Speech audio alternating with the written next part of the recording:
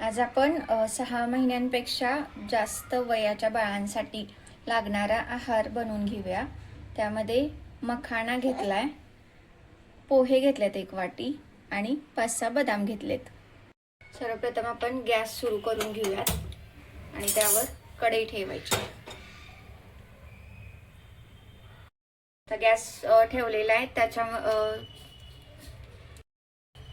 तर आपली कढई तापलेली आहे, त्याच्यामध्ये आपल्याला 1 चमचाभर तूप सोडून घ्यायचंय।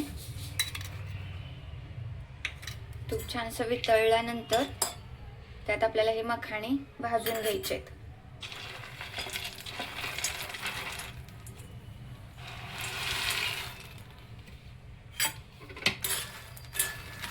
मीडियम गॅसवर हे मखाणे आपल्याला भाजायचे आहेत।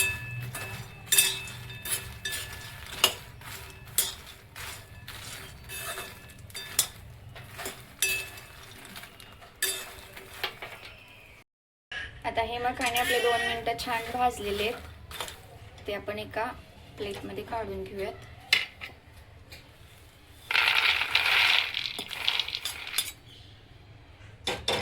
ह्याच कढईमध्ये पुन्हा आपल्याला अजून थोडंसं तूप घालून घ्यायचंय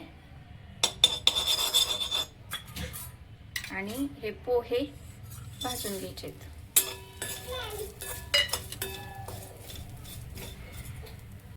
आता आपले हे पोहे छानसे भाजलेले आहेत।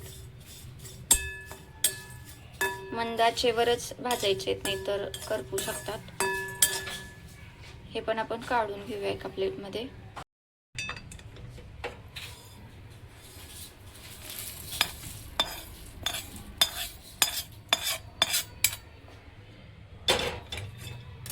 तर आपण हे बदाम टाकून घेऊया, हे पण हलकेसे गरम करून घ्यायचेत।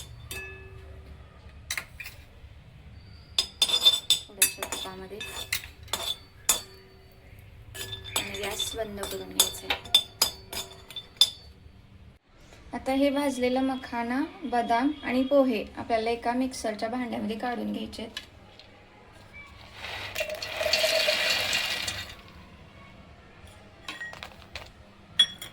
आणि हे आपल्याला वाटून घ्यायचं आहे मिक्सरला।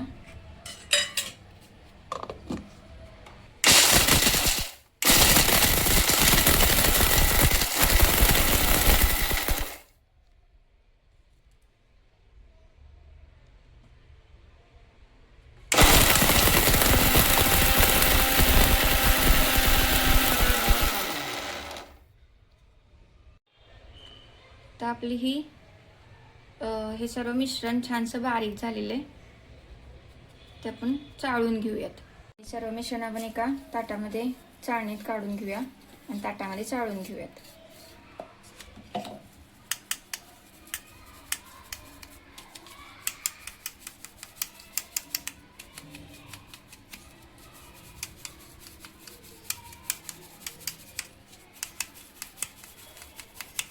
जर आपल्याला हे थोडं मोठं वाटत असेल तर पुन्हा मिक्सरला एकदा फिरवून घ्यायचंय।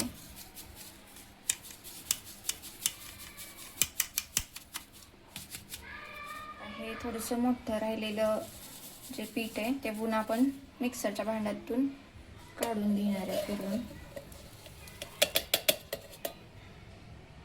ही आपली पावडर तयार आहे। एका जारमध्ये आपण भरून ठेवू शकतो, जी आपल्याला एक आठवडा किंवा 2 आठवडेपर्यंत पुरते।